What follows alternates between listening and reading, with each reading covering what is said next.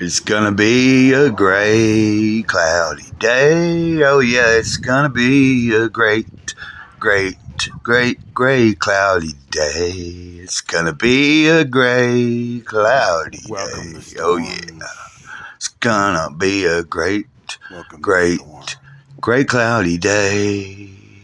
Yes, it Gray is. clouds, stage of the eternal moment right now, talking to you. Early morning, and I'm Welcome to finally Storm. loving my life.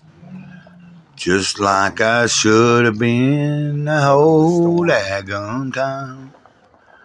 It's a brand new day, and I'm This is just finally one loving storm this life. coming. Wait for. Good afternoon, guys. Welcome to the channel, Gray Cloudy Day.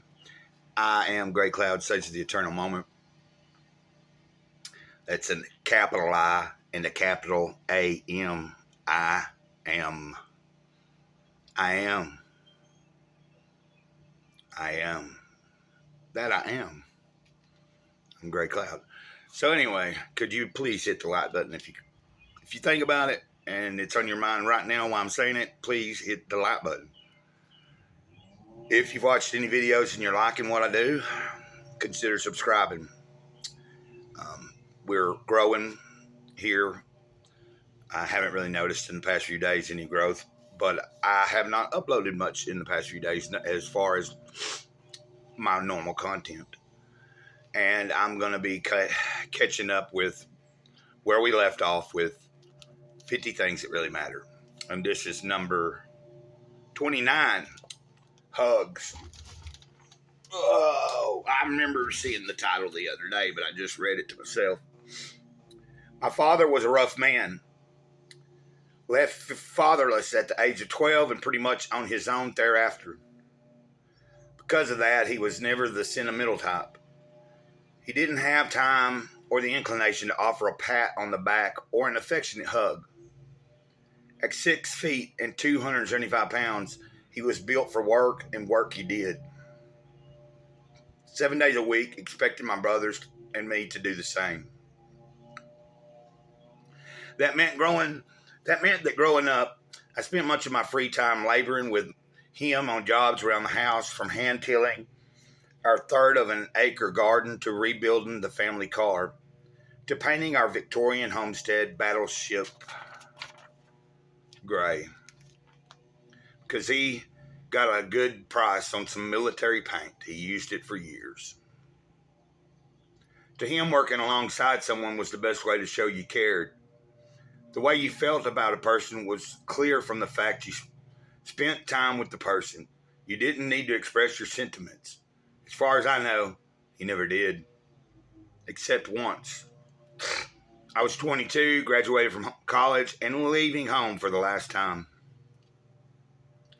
He and I had loaded my things into a U-Haul and were standing in the garage talking.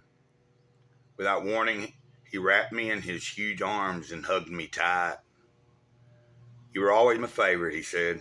I love you, and I'm gonna miss you. With that, he shooed me into my car, then left for the house, tears in his eyes. I was floored by his response. Proud, pleased, grateful too. Yet some small part of me also wondered why it had taken him so long to express his love. I can accept now that it wasn't possible for him to be warm and affectionate. His feelings were buried too deeply under the layers of a tough life. But I've also vowed not to fall into the same trap. So I've made hugs a key part of the vocabulary I offer my wife and daughters. Thanks to my father's once-in-a-lifetime hug, I've come to realize something he never could. A hug is more than mere physical touch. It is a lightning-like connection between two people, a link that expresses love, encouragement, comfort, all the emotions that can reinforce a relationship, even turn a life around. An incredible gift like that shouldn't be suppressed. It must be shared. Yes. I've always, I used to not be that. I mean, I'm still not a real touchy-feely person much, But I love when people are receptive to take, if I remember being young and getting around people. There's certain type of people that's just how they are. That everyone they meet, especially if they know you really, it's like their greeting. It's like when they're greeting you, they want to hug you. It was, but I grew up with a mom that was very loving. She always said, "I love you." We hugged all the time and stuff, and it was like, but like in the mornings before she go to work and wherever I'm at, when you're on the phone with my mom, it's like, love you, mom, love you, son. It's like I remember being around people.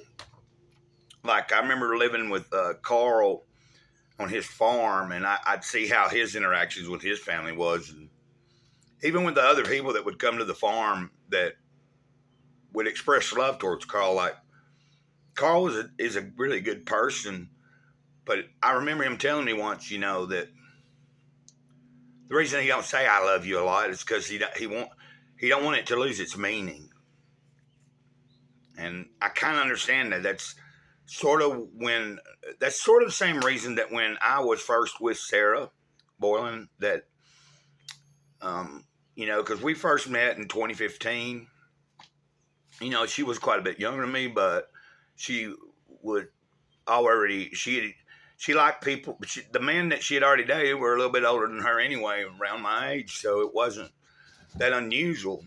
Not to her, and it wasn't unusual to me because she didn't, believe it or not, she didn't show her age like some people do. It ain't always about age. A lot of it's experience, but she was real smart, intuitive, and she understood the things I talked about. We had studies together. A lot of people, I think, sometimes thought that we were making it up when everybody else be sitting around by some benches drinking or around a tree. Well, we had little scheduled times that we would go to the library and we'd go downstairs, and they'd have little separate little rooms you could go off and just get quiet, or you could go in that room, close that door. You could play music if you wanted. You could watch a video. You could sit there and read a book and share it and talk about it. We'd do that with The Way of the Wizard. I got her own copy of The Way of the Wizard. I shared The Way of the Wizard on this channel. I shared that on this channel because it was such a book that it influenced my life so heavily.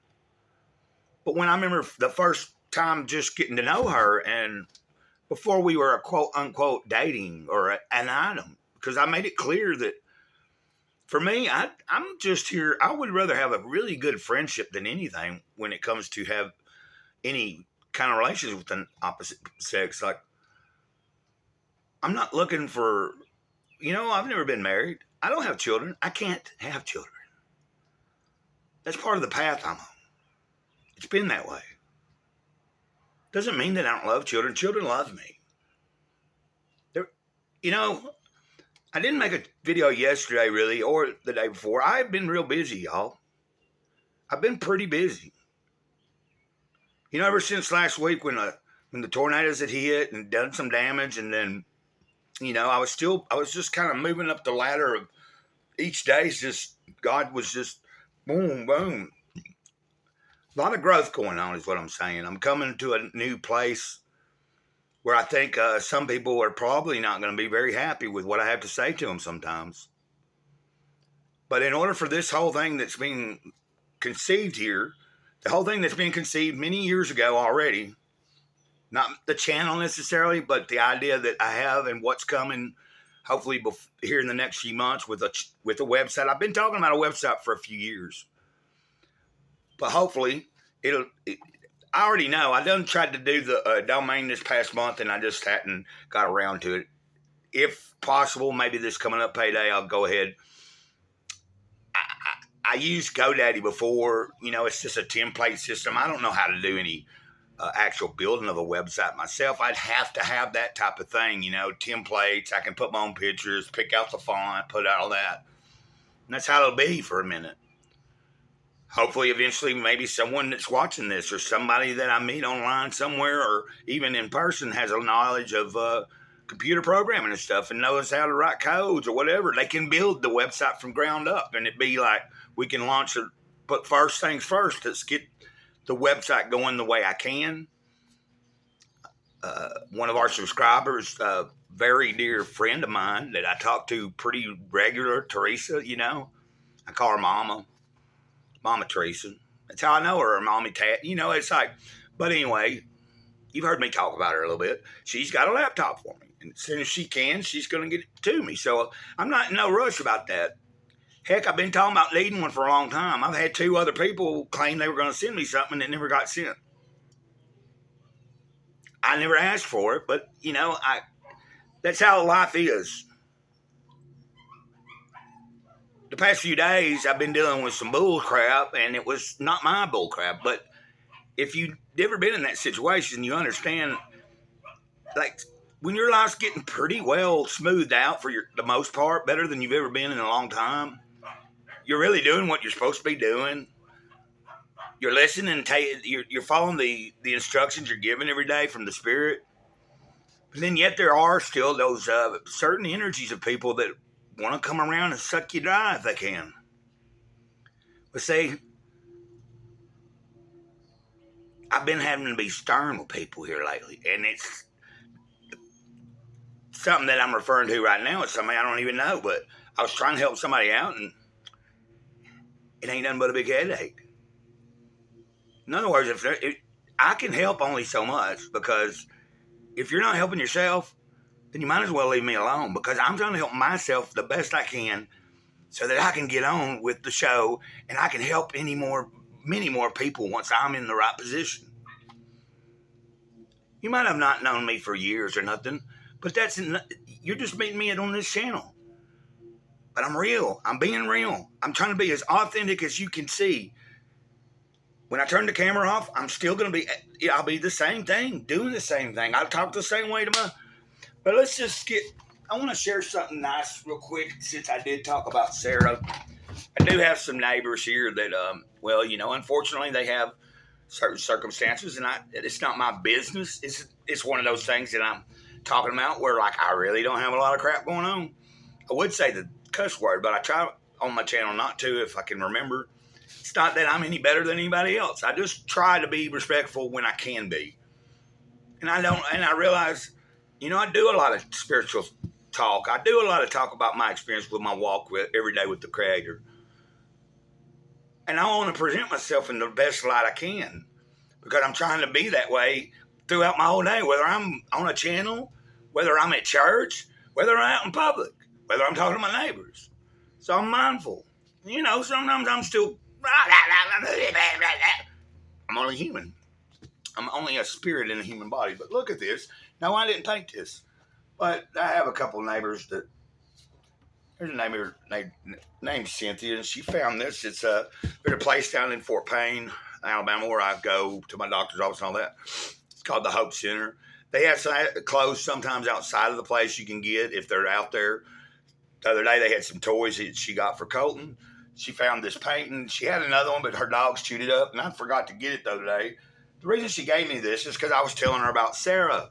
Sarah, the girl I was talking about earlier. Sarah. The whole reason I say ditto at the end of all the videos. If you're new here and this is the first video you ever watched, then you'll understand. I'm going to tell you again. Other people already know this. But if they don't know this, they're learning. When I end the video and I say, Gray Cloud Sage of the Eternal Moment, over and out, ditto, the word ditto, right then, I'm saying I love you. Sarah, who died in 2018 of a drug overdose, like I said, I met her in 2015. 2018, she was about to come back to Morgan, North Carolina, and be with me. We were about to revamp, launch a website, help me with my writings, everything I'm doing now. Went out, chose to use one more time. I hadn't done it in 6 weeks. So I'm also sharing this as a reminder. Yes, I smoke a little marijuana. I've done a lot of drugs, a lot of drinking. I'm not doing a lot of that anymore. I don't do, you know what I'm saying? Occasionally I've made a little bit of a piss poor choice to go back and get a bottle. But I hadn't let it stop me. But if you know anybody that's ever died of a drug overdose, or you know anybody that's so far gone now that there's no hope for them, I mean, there's hope for them, but unless they wake up and decide they want to change their life, it doesn't matter if it's drugs or not. It's just like anything that someone said on. If someone's living an unhealthy life, whether let's say they're overweight and they just don't care about themselves, I'm not judging nobody. I'm overweight. I'm trying to lose weight again. I was way down. What I'm getting at is, I know sometimes, even without all the drugs and things that I used to do, sometimes it's hard to even maintain the healthy diet I try to eat. But I'm working on it. I didn't know that when I turned this video on that it was going to turn into a lot more than what I just read. But hugs are very important. And if you were to come to my house, I'm going to hug you. At least, maybe not, if you was just coming and you just meet me for the first time. But if we got a connection, and sometimes I meet people and we get, it's so, the connection just works so well that it feels right to give them a hug. Or they want to give me a hug. I think it's something we should maybe practice. If you got somebody you truly love in your life, I don't care if it's your mom, your son, your daughter, your dad, your boyfriend, your girlfriend, your husband, your wife, your kids, whatever, your grandma, maybe your grandpa, whoever it is, sisters and brothers, just good friends. Next time you see them, make sure that you let them know that you love them. Make sure that you give them a hug before you part. And if you were going at it that day and having some words, try to settle it before you part ways. Even if you don't believe in the Bible, that is still some good advice about don't go to sleep angry. Don't go to sleep with something stressful on your mind. Don't go to sleep with vengeance or anger or pain. What if you wake up the next day and that person's gone? Or what if they wake up and you're gone? And the last thing they remember saying to you was something hurtful and hateful. I'd much rather have you remember me because I did the best I could. And I tried to treat everybody the best way I knew how. That's all a good person can do. Y'all stay strong. I love you. Yes, I know. But this has been fun. I like this. You see, just look at me. Something's different about me. I'll talk more about it in some other videos. But you're seeing a change going on. You're going to see more change.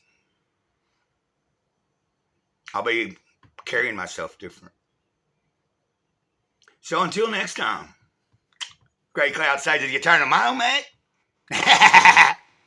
Over and out. And that's how we say it, folks. Ditto.